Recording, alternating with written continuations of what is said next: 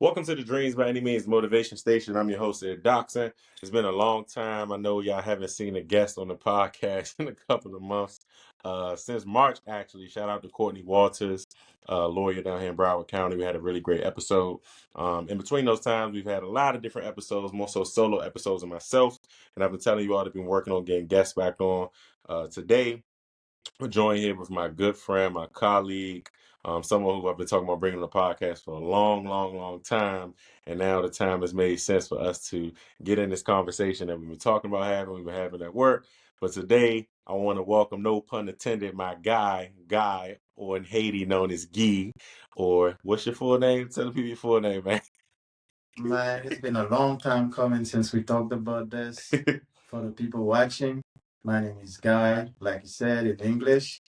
And in French, it's Guy, and my last name is Jean, just like Wycliffe. So my full name is Guy Jean in French, and in English, of course, everybody say Guy Jean.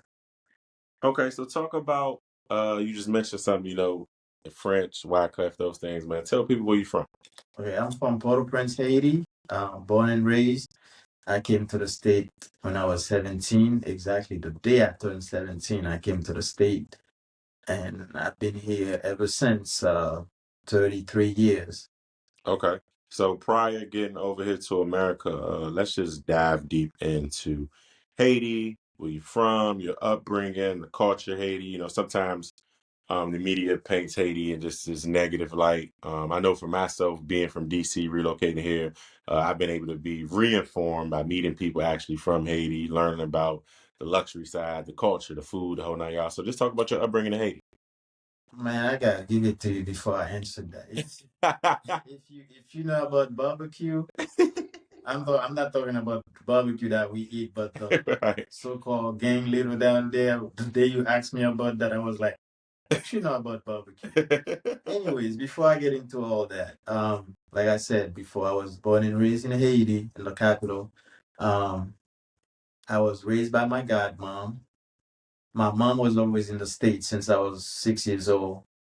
Um, I went to primary school in the capital, and I went to secondary school in the capital as well. Um, I had a humble upbringing. Like I said, my godmom, she was 70 years old when I left the state. Just to tell you, she didn't have no kids, Hmm. so she raised the three of us. It was myself that my mom left her to look after me, and two other girls that she kind of, let's say, kind of a foster child situation then. Hmm. So it was the three of us growing up in the house. So she had a sister as well. They were both. My godmom never got married, Okay. so she basically was like one of the oldest in the town that we live. I grew up in a place called Delma 19, which is very popular in Haiti. Reason why, because we had a theater, a movie theater called Imperial. And once you tell anybody Delma 19, that's their landmark. They go like, "Oh, you from where Imperial was?" Because it's no longer there. It's run down now. Okay. Yeah. So, like I said, I went to the best school in Haiti. For people in Haiti that knows my primary school, I went to the. It's like a Catholic institution run by French priests and stuff like that called Jean-Marie Guillou.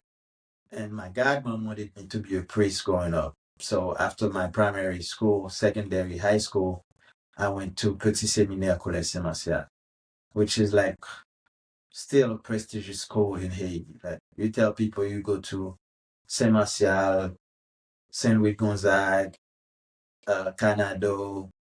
I mean, it's a ton of good school, but once you mention those schools, They they know know. you have a good education. Okay. So, like I said, I came here in '91. My sister came for me after she was living in the state for 2 years. She said, "You know what? Let's bring you over so you could continue your education and stuff like that." So I had a good upbringing.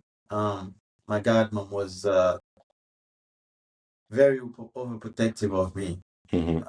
When somebody like your mom left her to look after me, so she didn't want anything to happen to me, so she'll have to go. You know how they say, like if something happened in your mom possession, Right. it's okay. But for her to go like, you know what, something happened to Guy because the they'll feel like it's their responsibility, like not to give bad news. So making sure that you get the best upbringing. I didn't have a lot of friends.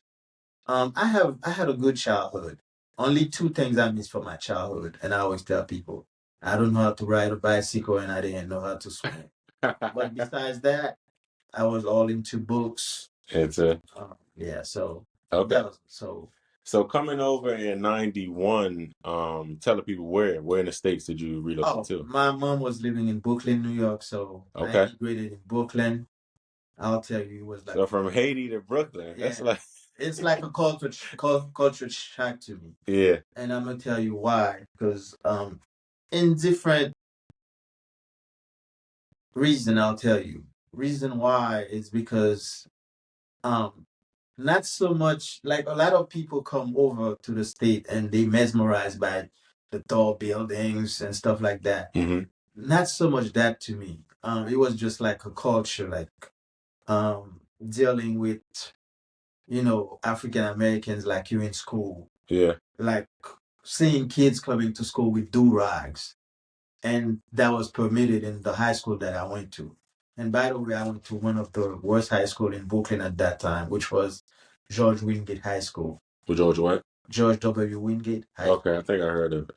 And also, like, they had like five bad high school at that time. It was Wingate was one, Erasmus Hall was one, Thomas Jefferson was one, and what else? A few more high school that was like poor, poor attendance. School that was not doing good they were like in Brooklyn, you have mixed crowd, it was all black school and when I came to the state, like back home, all my school was like uniform and they were like private school. So when I came to the state, that's when I mingled with girls and boys. All my school was like boys school. Okay. So that was different to me. And also, like I said, the different cultures, it started getting cold. It was like high school was like one thing that really changed my mind, my life. Seriously. I Yeah. mean, mind you, back home when you go to school, there's an hour, they let you in the courtyard, you play basketball, soccer, and stuff like that. Here they programmed it as like your lunch period. And back home when they put you outside like to play, we call it recreation. That's where your recreation hour. And here you have lunchtime, which is kind of your recreation hour.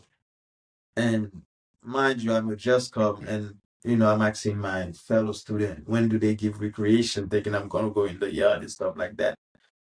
And versus you have your PA classes, which is kind of like you look like your PE class, the phys ed. That's kind of recreation, like, but it's not the same as being in the yard doing whatever. It's a required class. So all these, it was like a different culture completely for me. But besides that, I mean, it's a it's a great experience. Like I said, I've been here going on 34 years now. It's you learn a lot. You grew up here, and a lot of people will say, "You damn near American." Yeah, I mean, like you said, I still have an accent, which sometimes I feel like it's a down thing, but I'm used to it. Like I learned to people like as long people understand you clearly, having an accent is not a bad thing to have. But at one point, I felt like it was like some kind of a difficulty. Like people will ask you, like when you say certain things they don't understand, they'll ask you to pronounce it, twice so they can hear it. And you have people that are coming now and they, I mean, even in the store, like you'll have some Haitian that comes and you probably want, they don't speak English. Right. And I remember when I went through that phase when I just came in. Right. Like you understand, but you can't respond. So it's like mind boggling. You go like, when I, how long is it gonna take me to speak that To language? speak it. Yeah. So Yeah. So getting off that, plane, man, coming from Haiti to New York, you talked about a different culture. Um, you know, adapt that you had to make to different stuff. But talk about, the American dream. We hear about the American dream, told the American dream. So when you got here, what was your experience with okay, the American dream, and is the dream come true? that's gonna be a long conversation. To be honest with you, I came here the day I turned 17. Okay. Ed, I'm not gonna lie to you. My sister came in March and got me the visa to come to America. We're talking about 1991. And I know I was coming in July. I came exactly the day of my birthday, Mm, July 23rd, 1991. I only had one thing in mind about America. I didn't know how my mom was living, if she was, middle class. None of that passed my mind. okay. All I was thinking about in 1994, they were going to have the World Cup in America. My mindset was like, I'm going to go to all the games. That's how much we love soccer in Haiti. Yeah. I'm like, I'm going to be in America. The game going to be in America. I didn't know if games were going to play in New York. I know they had some game in Jersey and stuff like that. But that was my only focus coming to America. Was that okay? I'm going to go to all the games for the World Cup that's going to happen in 1994, which is like 3 years down the line. So when I got here, my mom having an apartment like that's for one bedroom apartment. Mm, And growing up, we were in a decent big 3-4 bedroom house. We have backyards, all the trees that you can think of. I mean, Florida is almost like that because most Haitian got avocados and mango trees behind their house. And but as far as the American dream, I tell everybody that I talk to, especially when I go back to Haiti, the American dream is never defined to us as what it is. hmm It's what you make of it. It's what dream Right. that you want to accomplish. I don't know if you realize that most foreigners will drive Mercedes, Lexus, BMWs. Haitian, Jamaicans, they love BMWs. That's their thing. As far as like most American, you see they stick to their Dodge, and American cars. We For those that were fortunate in Haiti, that had a good life, they used to those Jeeps and stuff like that. So you'll see most Haitian that can afford it will first then get a Mercedes once they can afford it. A Range Rover, that's our dream cars. Things, one thing I want to say, achieving certain dreams, like I'm not going to say just foreigners, but black in general, we like flashy things. hmm We and once we acquire those flashy things, what's the first thing that we do? We go to the neighborhood and flash it to our friends. Man, that's my first BMW. Like your friends will be happy for you, and some of them won't be too happy for you because they can have theirs yet. But the American dreams is it's what you want, need to be. Like we all would love to live in a mansion, as we were saying earlier, but everybody's not gonna have a mansion. Not everybody gonna have that dream car, that Range Rover that they want, that Lexus that they want.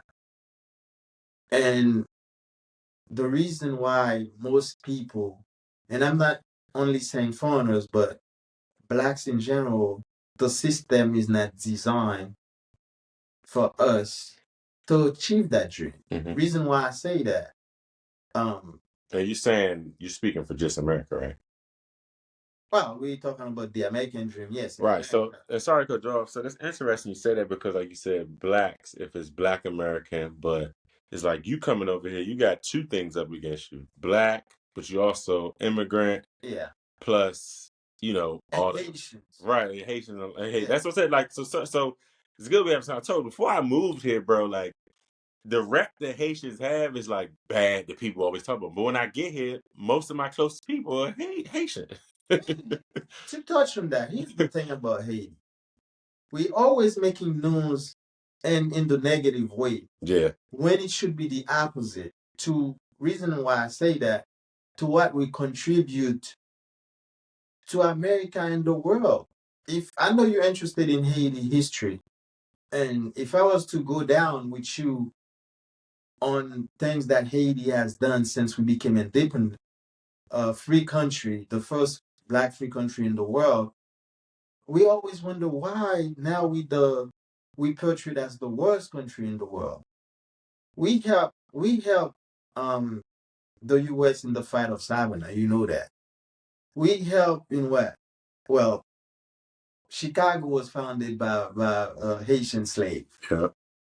We put some, even recently, like we've done so much good things that would put us on that pedestal, but yet look at Trump running as president and he's a VP just to put Haiti as a rep, as a bad rep. Now they come in with things like, okay, they're eating cats and you don't know where to get those stories from.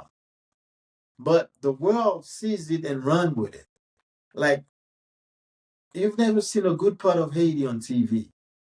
Just like in Africa, you go to Africa, you like you, I remember Jimmy Fox said something the first time he went to Africa, right? The way they be talking about Africa and stuff like that. So he went there. Of course, he had some connects. Who came and got him? It was some king's sons. One pulled up in a Range Rover, and Jenny was like, "What Africa y'all talking about?" Because he didn't think they had Range Rovers over there. He didn't think they had the luxury that we have here. And the world is changing. Like, look how Dubai took over the whole world. Like now, people number one destination to visit is Dubai. They don't say Las Vegas no more. Right.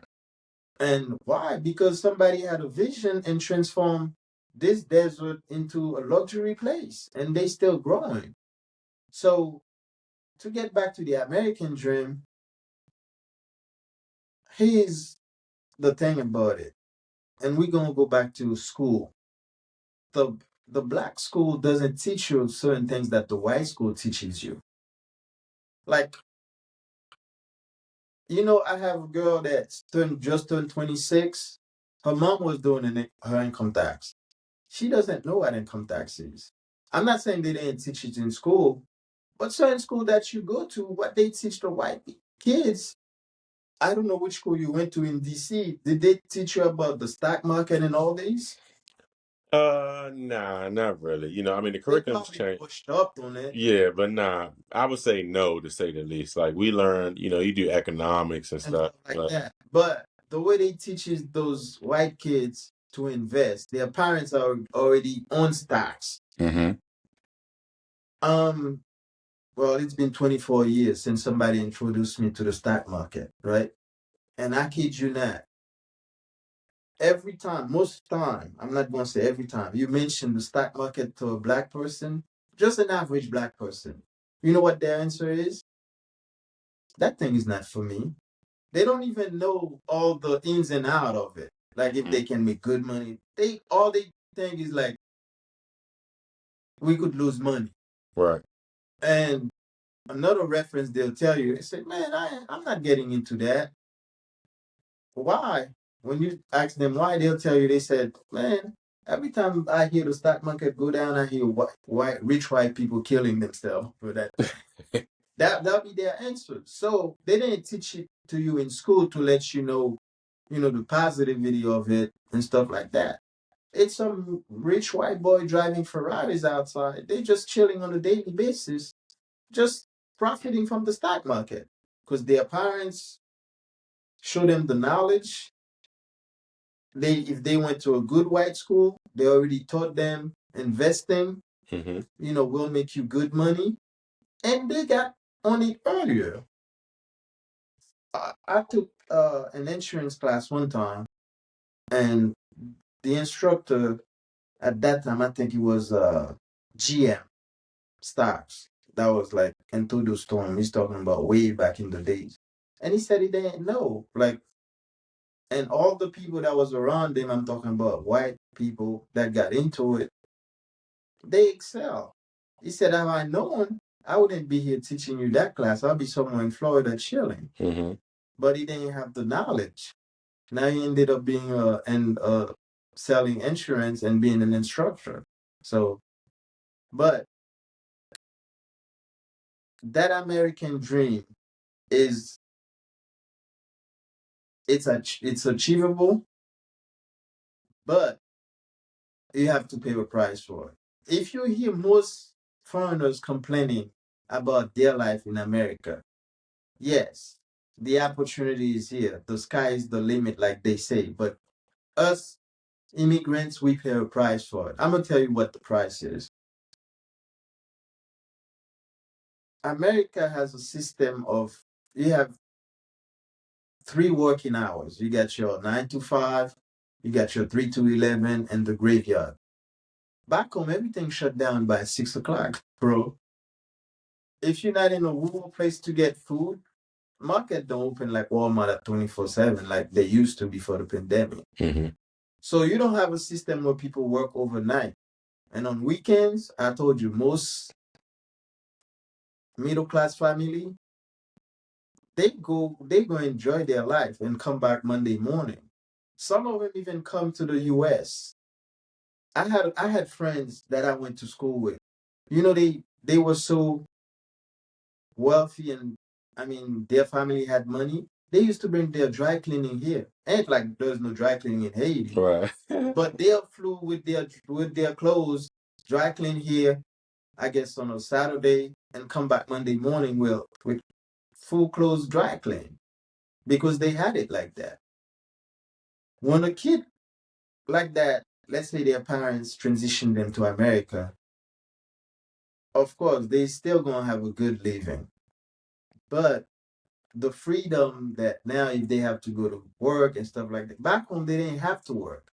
They probably work with their parents that already has a some type of a franchise or something.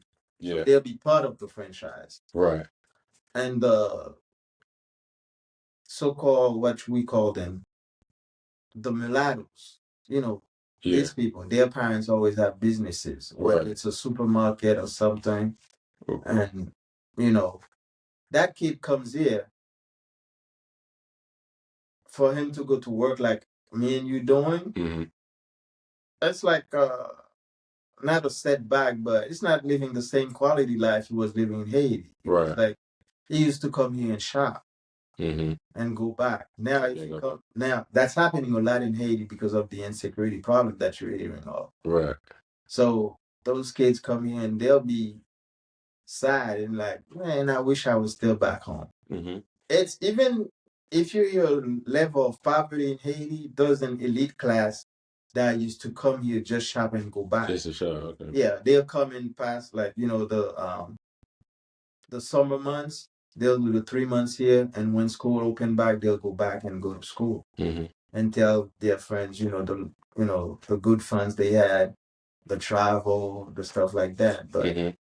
that's how it is. But the American dream, is it achievable? Yes, but it takes a lot of years and discipline. Mm-hmm. Even like if you sometimes they put it in movies. For instance, coming to America, right? Right. Hakeem was the prince in his house. And when he came and met Lisa, and he went to McDowell house to work, right? When he got the job to be close to Lisa. The dad didn't know, of course. He was showing him like he made the American dream. He got a house and he was like, if you work hard enough in 30 to 35 years, you'll have something like that. He was laughing in his heart because he came from a palace. Yeah. People waking up with music. And he like, oh, 30 to 40 years, huh?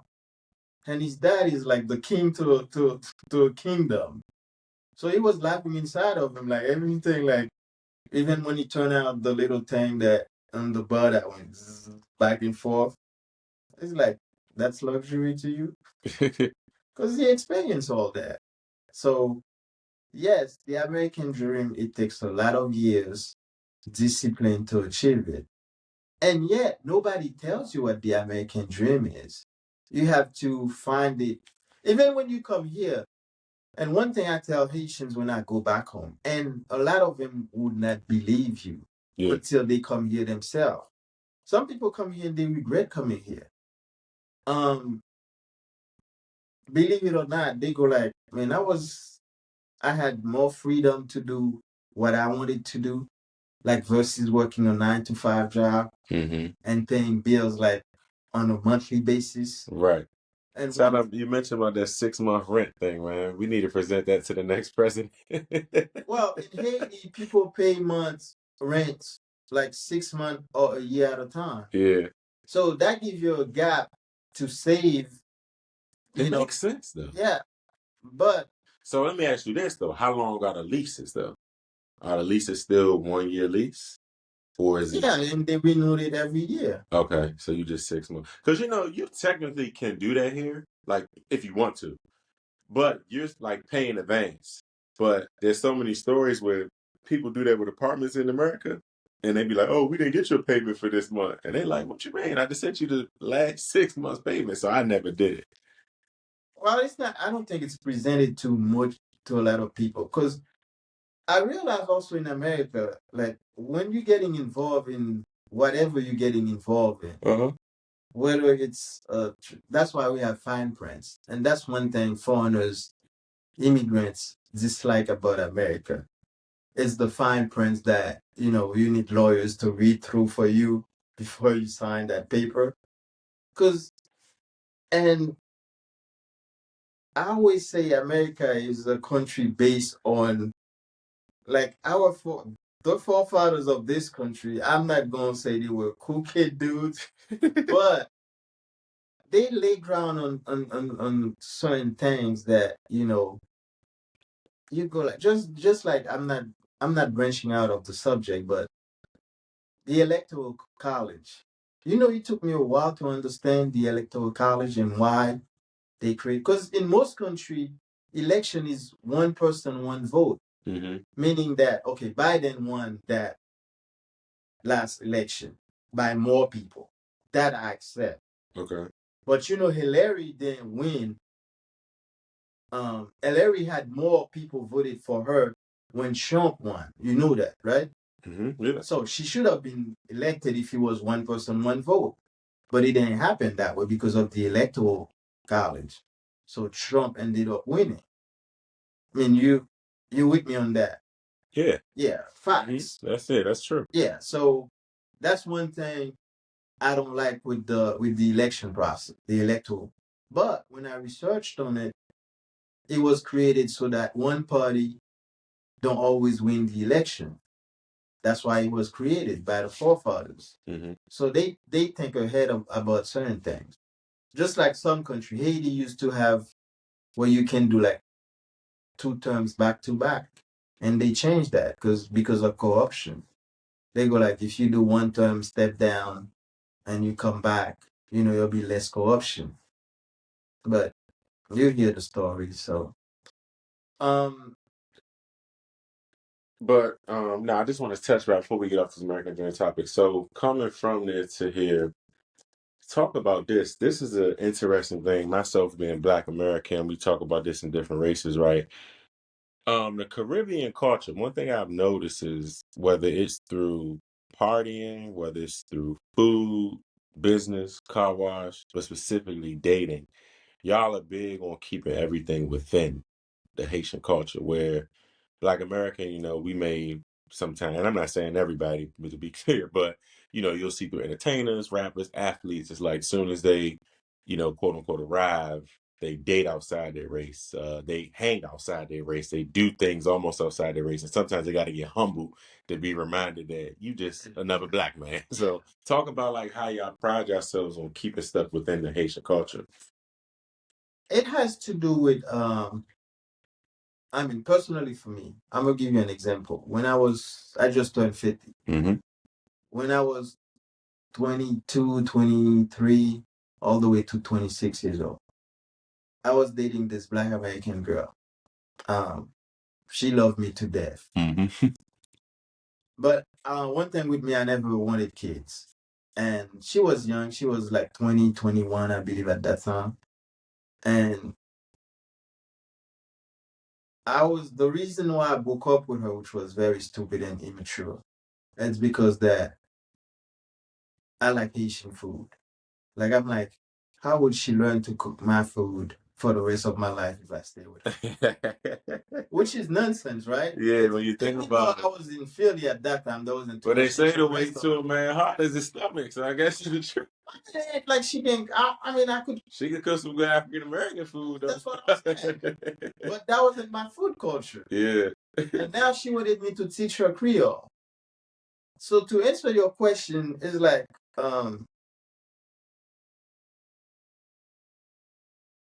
you'll see a few couples that are, interracial within the Haitian culture, but not too many. We tend to stick to our people. Just, you feel like that person is the same culture as you, Right. thinking like that person is not going to disappoint you. Mm-hmm.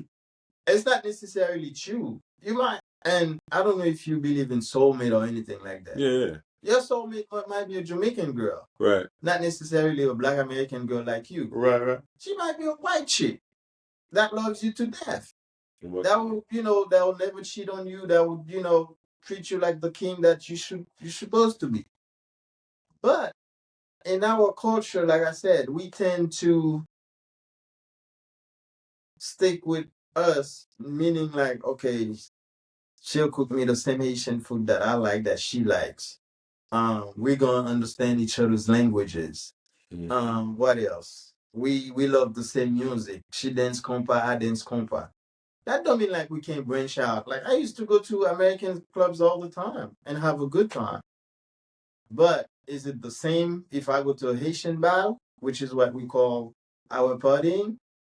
Probably not. Like our rhythm, the vibe that it's not the same. Yeah, it's different. Yeah. And to be honest with you, when I find a friend like you that embrace my culture, dude, nothing makes me happy when I find any people that went to Haiti to help with hurricane relief and stuff like that. They told me, "Oh, I've been to Haiti." I mean, it brings me joy. I'm like, "You been to Haiti, my country? What experience did you have?" First thing people will tell you, "Man, the food is great." Then they'll tell you, "Man, the people are so welcoming." I mean, people will give you good vibe versus like, because they make you feel like Haiti is a jungle. Right.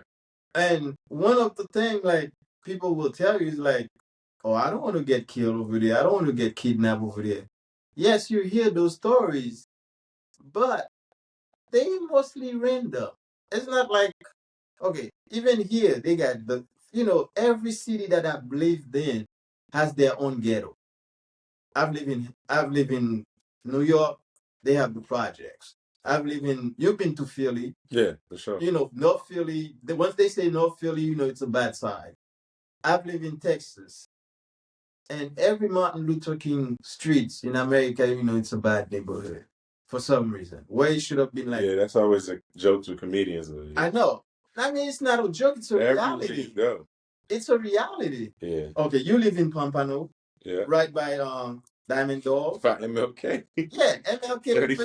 31st. Yeah, so you Shout out to the know. how it is. It was the same in Dallas. MLK in Dallas. Yeah, it's like that in DC too. Yeah, it's a hood called MLK. Like they represent MLK. And one thing I never understand, and it goes now. They have a lot of ghettos in Haiti that are sectionals, and for some reason I never understand it. People that are from the ghetto, they prideful. I don't know why. To say like, "Man, I'm from such ghetto," like they're untouchable. It's like a saying that I'm untouchable. I'm from this project. Make you right. Okay, just like we all know Jay-Z is from Marcy Project. Marcy, yeah. So in New York, when you go to Bed-Stuy, it's like I represent Bed-Stuy, which is not a good neighborhood or nothing, but I'm prideful to be from there. Yeah. And do they try to turn it around? I don't think it can be turned around. Because guys from the ghetto, they like to brag they from the ghetto. And the things that I don't like about the ghetto is like, okay, why you have a superintendent that comes and paint the elevator for that matter, right? By 5 in the morning, very early. By 6 p.m., somebody gonna do graffiti on that same elevator. And they do it just to say like, is it to say like we ain't gonna keep it clean the way you paint it, but it's the ghetto, damn it. We have to do some graffiti on it. Right, right. It's like that's what represents the ghetto. That's what, but it is what it is. But to tell you something, like a little reference from the Bible tells you two things that the Bible says that I never understand. In the Bible, it says it's always gonna be poor and rich people among us. It always gonna have fortunate and unfortunates. So no matter what government are doing to make our lives better, because that's why we elect people, as we're about to go into election in 6 days. We just picking people to embellish things, but your life and my life is not gonna change right away because Kamala or Trump gets in power. It's our jobs and our decision that we make with money that's gonna change our life. If we invest our money, if we make better decisions and stuff like that. But to be honest with you, why do you think a basketball player gets some money and he says, "Well, I'm going to go with a Latino woman"? I'm talking about a black athlete. Okay, the reference. Look what happened to OJ. Right. They feel like the black, and it's been talked that a black female, most black female, I should say, don't value their men the same way like the white chick does. Because you hear about black females nag a lot. It's like nobody wants to come home to a nagging wife. Right. So if you put that in your mind, let's say you grew up with a chick, she was your best friend, you come up with someone, you might stick with her. Because you go like, we best friend, but if you leave her and go for a white girl, you go like, man, you're a trade-off. Basically, because you grew up with somebody, she knows all your ins and outs, Right. all the bad and good things. Like, you don't even have to get married to that person to have those vows, because you already went through them. I told people like, to me, marriage is just a license that the state, or well, pretty much the state gives you to say that we're legal. But if you've been with somebody for a long time, you probably experienced all the stuff that you say in those vows already. But it's also still some people it's a covenant under God though. You know what I mean? They don't have sex till they get married. They'll move in till they get married, and then they might just be dead. That's more of a belief, it's a religion thing. It's a last name thing, and it's once you marry, y'all one. You know what I found out like 2 years ago? Like if you married to somebody and when they die, like they debt become your debt. Oh, you didn't know? I didn't know that. One day, somebody told me, I said, "Hold that, what?" Because I said, oh, "That's crazy." Yeah, especially if you co-sign with somebody. Right. So it's like y'all really won. Yeah. It's you that has to be smart and say, "I don't pay that for dead people." But yeah, because the bill collector is still gonna call you and say, "Mr. Dax, Yeah, your wife had a credit card and your name was on it." It's you that has to say, "Well, she passed, so that debt passed on to you too." So it's you that goes like, "That's gonna mess up my credit too." If you want to pay it for your credit to stay intact, you pay it. But if not, you just ignore that debt. Yeah. But yeah. What do you think would be the difference if you came to America from Haiti today compared to 90, we said 91? Oh, it'll be a big difference. Yeah. In those 34 You'll probably years, be a TikTok sensation. Yeah. And let me tell you one thing though. If I've seen and I have people that been here, because I always tell people from Haiti, there are like 3 generations of people that immigrated from Haiti to here. Mm-hmm. You have the people that were fleeing the dictator I told you about, Papa Doc, and that was back in the 60s. Yeah. He got elected in 57. Mm. So that was the first people that were fleeing Haiti. And at that time, we didn't even have a big airport. He Okay. built that airport. We had a big aviation that the U.S. left after they occupied us in 1934 Yeah. to bring big, like, Black Hawks and all those machineries and stuff like that. So those people, and at that time, when you had to leave the country, you had to let that dictator know that you were leaving Haiti. You had to be on the list that you're leaving and you're coming back, because it was chaotic. Then in the 80s, Haiti starting changing and stuff like that. When the sun took over power, now that's when you had the people that you hear called black boat people. Mm-hmm. These that were the people fleeing in the 80s. Now in the 90s, things took a turn.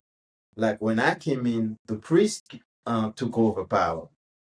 So a lot of people was leaving the U.S. to go back, thinking Haiti was going to be changing for the better, and that didn't happen. As you can see, it went downhill from there.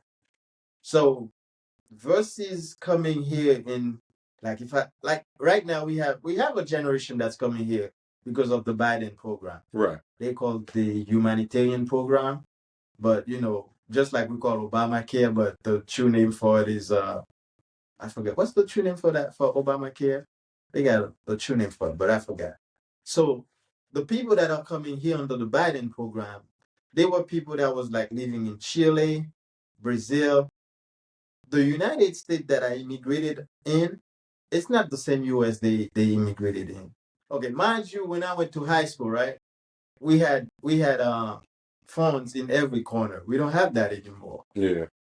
I can you believe in high school, like if a phone, I don't know if you had time to experience that. Putting quarters to make phone calls, right? The payphone, yeah. Those payphones, sometimes they get loaded up. I was a kid, yeah. If you bang on them, Right. they give you some money. Grown up, yeah. So we ain't got that no more. We used to do that after school and check the phones to see, just to get Chinese food. Yeah. That's a lot of money in that people getting phone. Yeah, we had that all over around the school. Once you find a phone that give you like, phone will give you $6. Yeah. The Chinese food was like $3 at that time. So 2 people could eat off of that. Yeah. So the people coming in now, it's just stories to them. They ain't gonna know that. What else have changed? You have a world of technology now. Yeah. Everything is internet. Even like finding a job back in the days, you have to go fill out application, give it back, and in paper. I'm shocked. Can't you still have paper applications? Oh, now they switched to that app. Yeah. But a few years back, they still had paper application at KNG for the people like that can read. I mean, that don't have access to internet and stuff like that. But I think they stopped that now.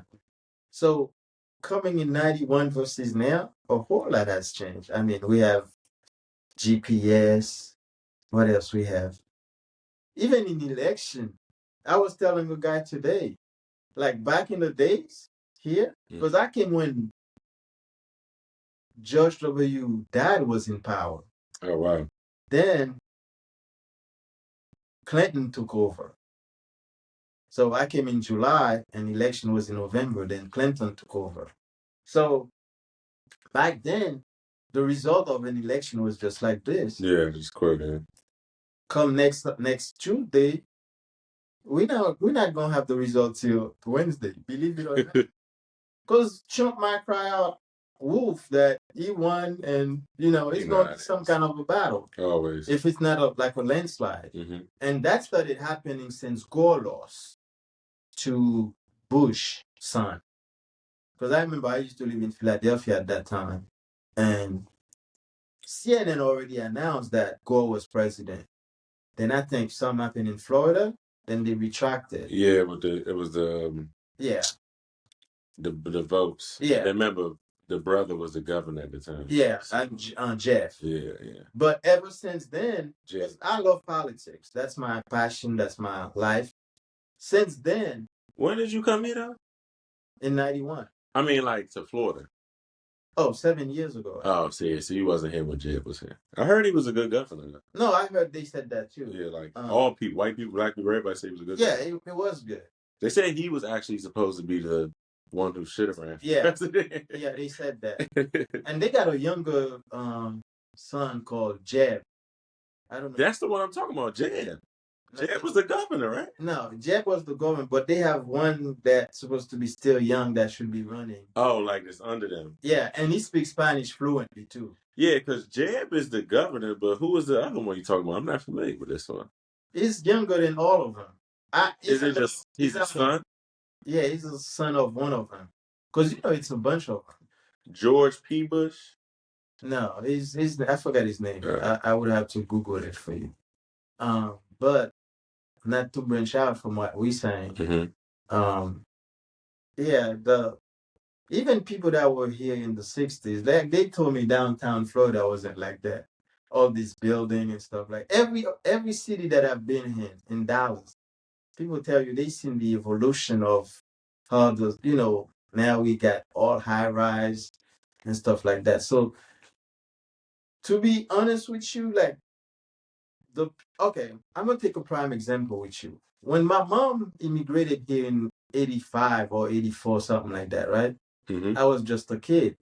My minimum wage was $2.34. But at that time, a loaf of bread was probably 10 cents. I remember when I first came in, stamp was 29 cents. Now stamp is 60 cents. See, the inflation and, the people that are coming now, they having a harder time than when I came. Reason why I say that, even though the minimum wage is higher now, I should say, but things are more expensive. Now, the cheapest you can find a loaf of bread at Walmart is $1.42. And that's for the white bread. If you go for the wheat, it's $1.87. So what people are earning now versus, like, I asked my mom, how did you survive but rent was like cheap. Like an apartment like that, when I came in, my mom's apartment was this size. And rent was $4.35 in New York. So the person was not earning much, but things were cheaper back then. So and now too we have to, well, they always had luxury things, but now if you want to live the American dream and think about of the luxurious thing that you can acquire, mm-hmm. you'll go crazy. They used to tell me, like, if you own a Bentley as a black person, you get investigated by the IRS to know what you're doing as a black man to own a Bentley. But now with the athletes, look what happened to Terrell the other day. The dude from the Dolphin. Yeah, yeah. Back in the days, you wouldn't have that, really. Mm-hmm. He'd probably be driving something decent, but not. Tyreek Hill. Yeah, Tyreek. Yeah. So things have evolved much differently from when I immigrated to here. What can I say is the most culture shock for me from back then to now? A lot of things I didn't think I was gonna witness, like, the involvement of, look at social media, just for example. Change the world. A lot of things like used to have, okay, if Tina and Hype didn't tell you about Ike make her eat the cake. Right. You wouldn't know. But now you have social media. Chris Brown slapped Rihanna, right off the bat.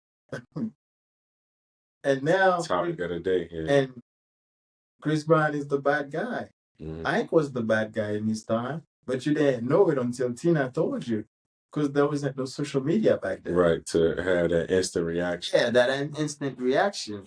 And even in the Bible days, like, we used to have telegrams and stuff. It takes 6 months. Now we have WhatsApp. Even Jesus said he missed out on WhatsApp. Yeah. Because somebody would have been on the table and text me and say, Judah gonna betray you. And go like, oh, okay, I'm out.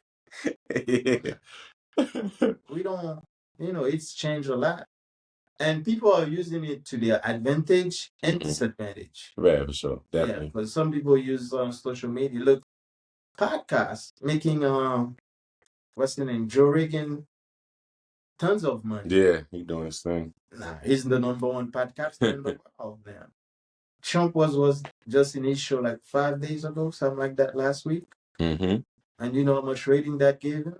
Because they know he's the guy to go to get stuff out of him. Right. I'm surprised Pamela ain't do no podcast with him. Yeah. Kamala, I meant to say. She did one with actually Shannon Sharp the other day on Monday. With who? Shannon Sharp. The same dude that did with Cat. Cliché? Yeah, Cat. He's back on? Yeah, he been on. He never been on. Oh, I thought he got disconnected. No. That was just like, no. Oh, okay. He's still around. That was the joke though. People was like, man, this man was just on IG Live and going crazy. Now he interviewed the president. Yeah. But he got that following though. Oh, okay, that's good. And she's tapping in with the culture, so he's one of those culture guys carrying the flag. So I get it. Yeah, so now I see him pushing commercials for Roe. Yeah. That new thing that's out for. Yeah, he doing a lot. Yeah. So, man, just also thinking about wrapping up, bringing it home. So, coming here from Haiti, what do you think though, like, is the future, not only Haiti, but Haiti and America? And it's probably like a deep question, but I asked you before we turned on the cameras about the relationship between America and Haiti, the history with the Clintons. Now you just mentioned the Biden program. Oh. What do you think is the future of these two countries? As far as like help, we always hear help Haiti, give to Haiti, do to Haiti. So since we already got our foot on the ground there, what do you see is the future to making this a win-win partnership? Here's the thing. It's like, it's not just the US though. You have, I'll say, there's 5 countries. If they're not trying to help Haiti, and Haiti also, it's the leaders that we have that I blame on. Because I'm going to tell you, any Haitian president that you hear that get elected, I'll put it like that. He's just a puppet. He does what the US tell him to do, what France tells him to do, like the US will never want China to take over Haiti. You know why? Why? Because they're the number one power. They want to show like, okay, we helping, but we're not really helping the way we should help. That's what the problem is with the question that you asked me. Okay. Haiti is within 90 miles from Florida. Right. Florida coast to Haiti. Right. Yeah. Flight, an hour and 25 minutes, just like when I go to Dia. Let's say close to 2 hours. And let me give you a little perspective on one thing that killed Haiti back in the days.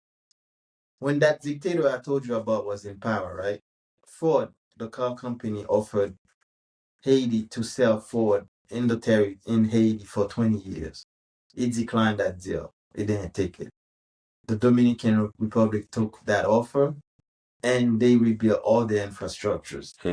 So now they have highways and stuff like that, So ever since we stayed behind. So that's like when you're racing and you got a 20, let's say half a mile up of me, for me to catch up with you, I have to really press that pedal. So that's the number one thing with Haiti. But the help that we need from the US or all those countries that try to overseas thing in Haiti, the government never really embraced. First of all, it's when a disaster happened. Like Haiti had a chance to be rebuilt after the earthquake. Yeah. No doubt about it.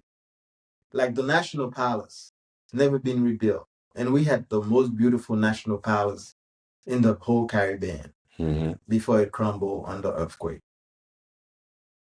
2 countries already gave Haiti like $50 million to rebuild it. Nobody knows where that money went. That's corruption. Yeah. That Number You one can't problem lose is, 50 million, maybe 50,000, not 50 million. man, 50, man, and you know what's so bad about Haiti? It's one of the, when they put it on corruption list, it's one of those countries that so much money has been poured into that country for it to be rebuilt. Mm-hmm.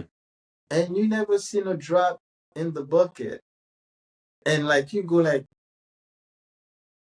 Venezuela gave us a fund that was like 2.5 billion. Dominican Republic got that same amount of money. You see what they did with theirs when you came to our part? It was wasted on like project that was not too many project that was not concrete. You see what I'm saying? Mm-hmm. They'll take the shortcut. Okay, we have a electricity problem. They'll go and buy like what they call them.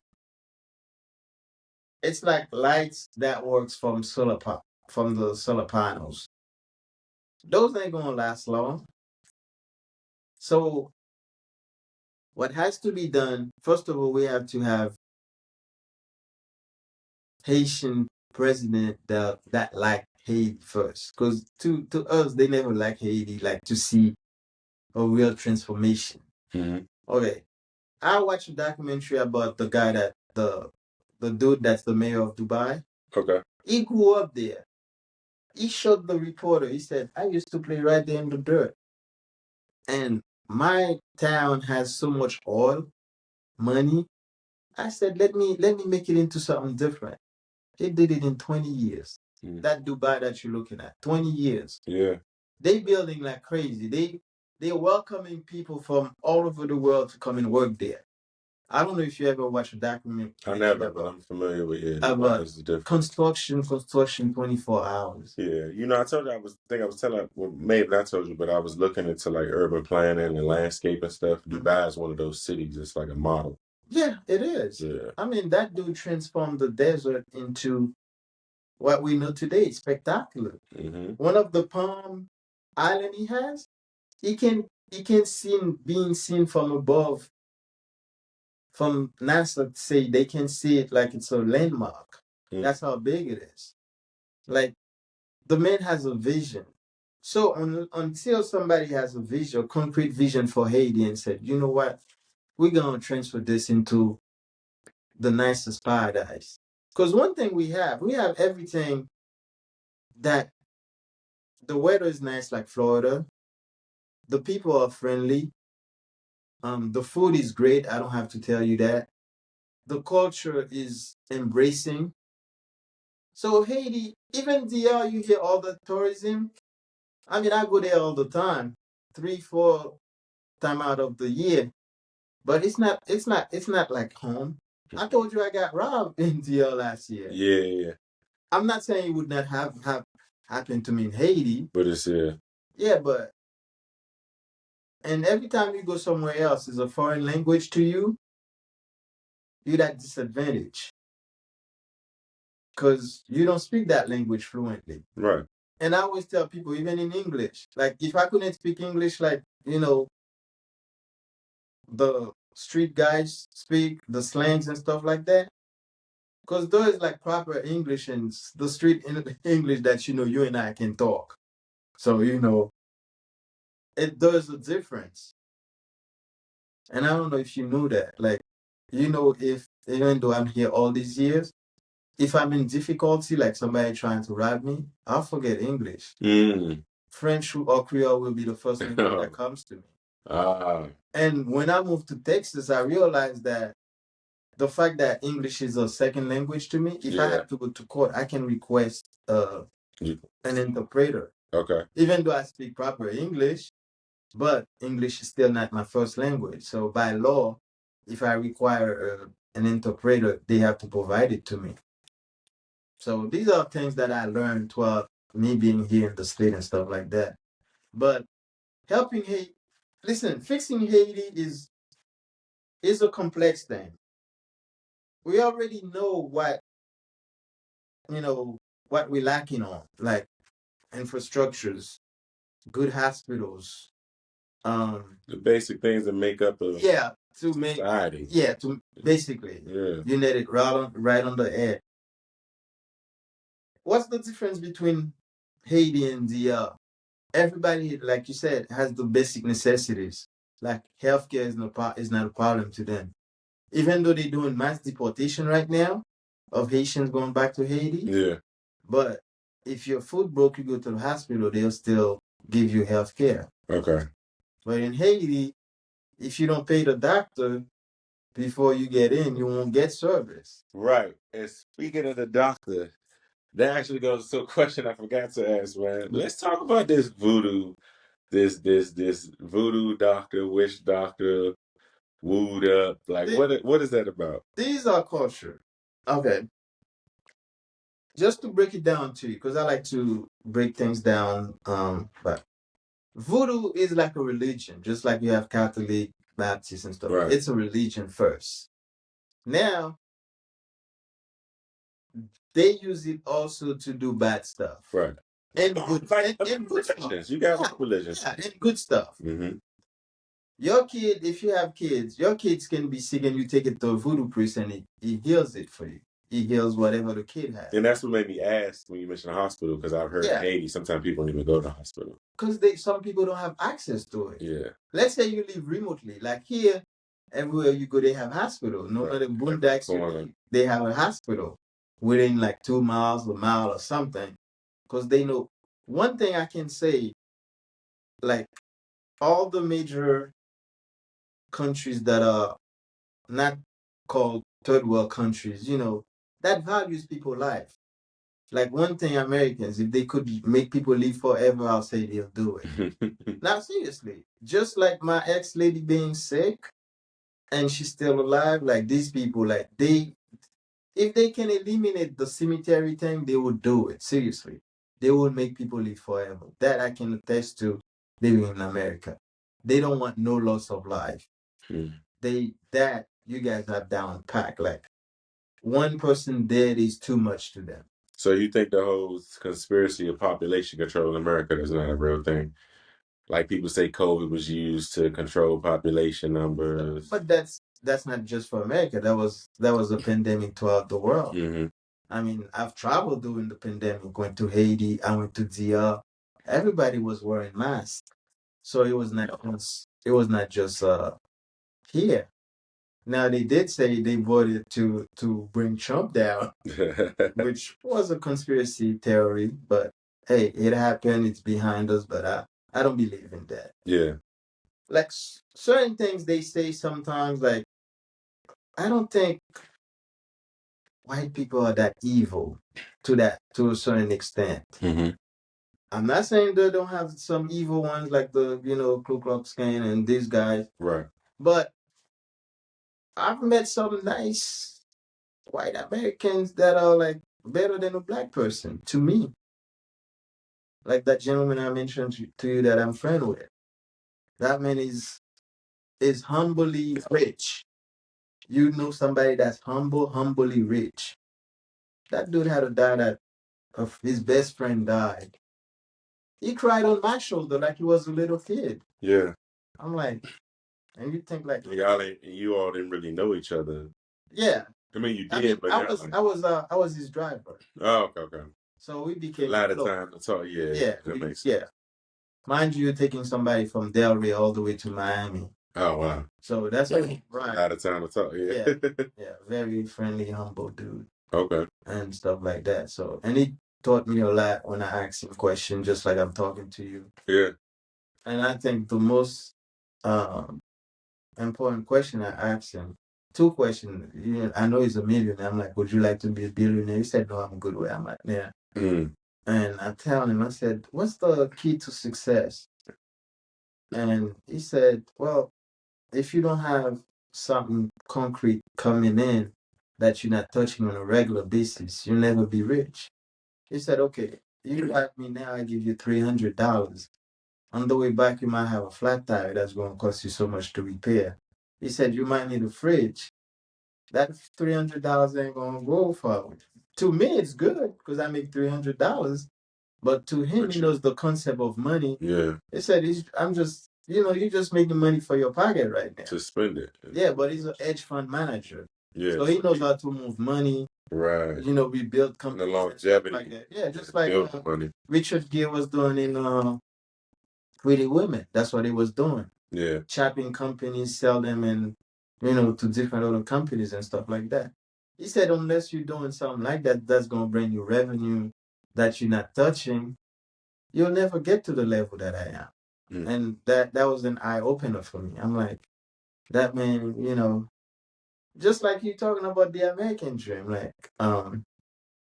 but also like sometimes I Google how many millionaires they have in each town, and to see the amount of millionaires they have out there, you'll be mesmerized. You go like, damn, they have like 34 million millionaires in such town, and you look at yourself, you go like, how can I get to that level? Yeah. But they did something that we didn't do. Like just like what's his name always proclaim? The older one that's rich. His name escaped my mind just now. But the question was, oh, about that voodoo thing you mentioned. It's a culture where, I mean, like I said, once you hear the word, it's being portrayed to be so bad. Like, okay, voodoo is like this bad ritual. But I mean, for the people that believes in it, since it's a religion, because religion is what is a belief. Yeah. Should be a teaching as well. Because each religion teaches something. Because I mean, we all should be serving one God. But a lot of people in the past said it. If we're serving one God, why do we have so many churches? Now it has become a business, especially with those mega church. Those mega churches, it's like one pastor was selling his it wasn't even that big of a mega church for a couple of $1 million. And I'm like, and when you asked me, he said, remember, we have to pay gas, electricity. I mean, the people go to work. Sometimes they might be renting the building, don't even own it. Yeah, all that counts, and people don't think about those things. Yeah. It is what it is.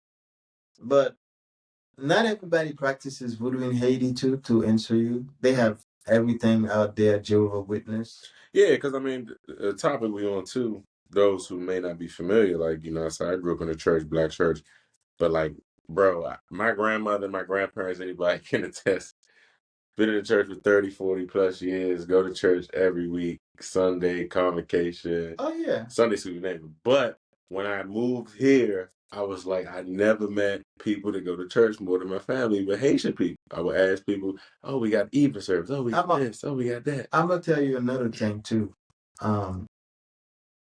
And believe it or not, don't take it the wrong way. Poverty has a lot to do with it. Yeah. People believe in prayers, like sure. God gonna change my life one day if I pray to him. Funny thing, like I told you, faith. So. Yeah, like I told you, I asked the rich dude that I'm friend with. I said his name is Ed too. Not gonna say his last name, but I said, Ed, do you pray? One day we drive. I said, Ed, do you pray? And what I like about him is humble and truthful with me. With it, okay. He said, yeah, I pray, but not probably as much as you do. He said in the sense of, I pray to have a good day. He'll pray for the stock market not to go down. Not to pray to go like, God changed my situation, because this situation is already up there. Yeah, but he prayed for mercy, but not as much as we, Right. And one thing I realized, which people that has money, they have a good routine in life. They know things that we like. Okay, I appreciate the fact that you go to the gym all the time. You make it your culture. How many other black friends that you know that goes to the gym? Not too many, right? I mean, with my circle, I would say a lot, but okay, like just overall, but yeah. But routine, man. Reason why he knows he has to exercise to stay in shape to enjoy it. And this too, it helps you mentally. Yeah, to help him mentally and stuff like that. And his presentation, you more in shape. People look at you different, respect you, approach you different. They wake up early and watch the news, or don't do anything, just silence. Yeah, meditate. They do a lot of stuff that we don't do. Yeah, he has a routine. They like to be on time. Us, we don't. Most of us don't care about time. And but you know what they say, time is money. Yeah, so if you ain't making a bunch of money, you ain't really. Might not be as prompted. A lot of them. I think I told you, like, but 6 months ago, I went to that seminar for the tax lien. Oh yeah, you did some of the pictures. One of the things, all these guys, they have money. They said, stop watching TV. That's wasting your time. Like, and I hear that a lot. And me and my lady at that time, for us regular people, it's not gonna make sense. Right, but it's also different now because that's your type of entertainment if you don't go out. But you can learn from the TV now, from YouTube. Yes, you can. Like it's a how to do any. They got audio books on YouTube, so like I get when people say that, but it's not like it's only books left. But like anything, too much of anything is not good. So too much TV would be, but like literally, bro, I learned so much stuff on YouTube. Oh yeah, definitely. How to cook, all that. It's learning powers. Back in the days, you have to open an encyclopedia to know certain things. Now, one of the things my lady, whenever we're talking about a subject, I pick up my phone and Google it. She called me like she said, you Google everything? I said, yes. Google will have the answer for me. That's why Google was created. They say Google's your best friend. Yeah, Google is my best friend. Like isn't it ironic? These days I can pick up a phone. If anybody's famous, they give you their age right away. If they die, like instantly. Yeah. We could talk like in 5 minutes. You could look up 10 people name.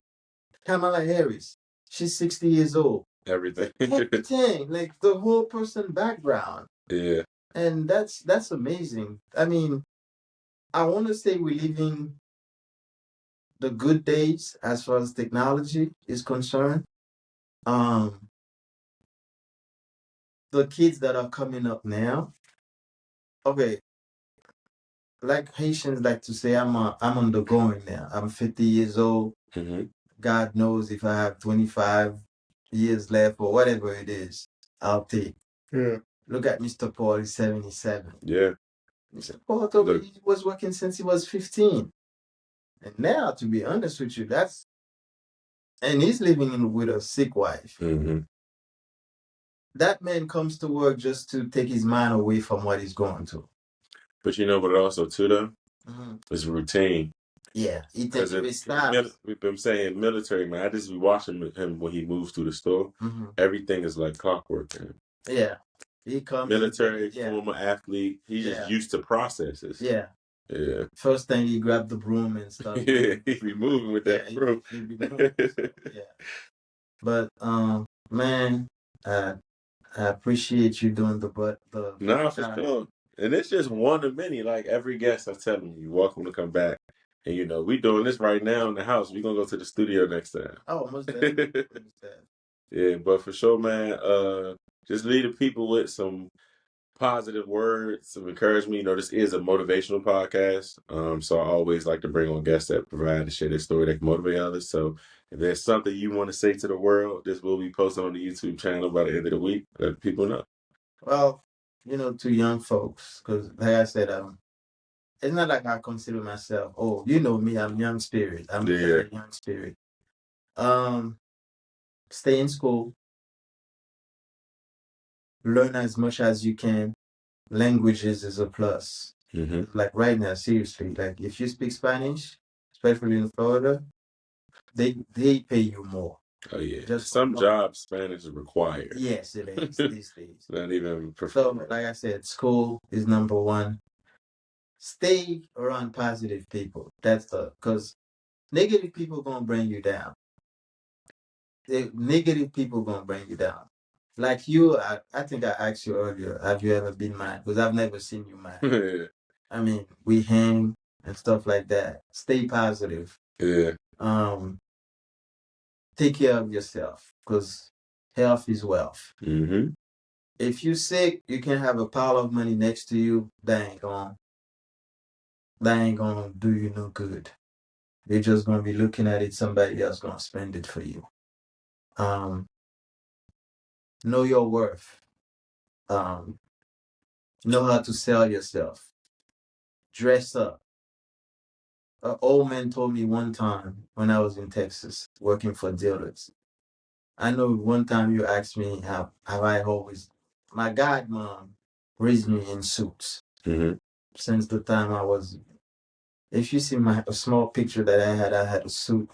I was still a little cool kid, but I had the suit on when I was a little kid. The old man told me, "You look like something, you get something," and that stuck with me. What he meant by that, like, you look good, people not gonna know your problem. They always gonna say this kid or whatever they want to call you is a sharp kid. Mm-hmm. That's gonna stuck to them. And be good to others. What you don't want somebody to do to you, don't do it to them. And least not last, always treat people right. You may not get it back from them, but good karma gonna give you good karma. If you do bad, bad gonna come back to you, and I believe in that. So that's my message to the world, the people watching. Um, Once again, I thank you for doing this. This is one of many, and I look forward to doing some more. Okay. Appreciate it, bro. And we out. Yes, sir. Pleasure having you, man. So, like I always say, hustle plus faith equals success. And we're gonna catch y'all on the next one. Peace.